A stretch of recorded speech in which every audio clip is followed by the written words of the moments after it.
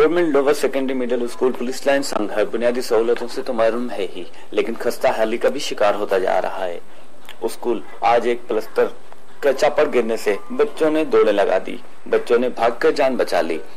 School के अंदर न तो साफ पीने का पानी है, न है खेलने के लिए प्ले ग्राउंड, इस हद तक के वॉशरूम भी मैसर नहीं है।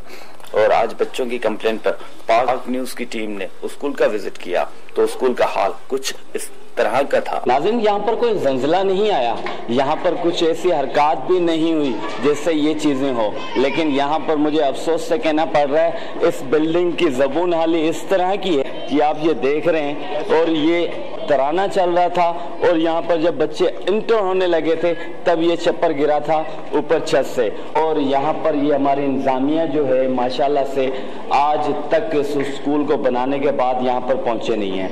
यहाँ की डेस्कें टूट चुकी हैं, ख़त्म हो चुकी हैं। ये छत की कैमरामैन को मैं गुजारिश करता हूँ कि ये छत की हालत ज़रा दिखा दी जाए।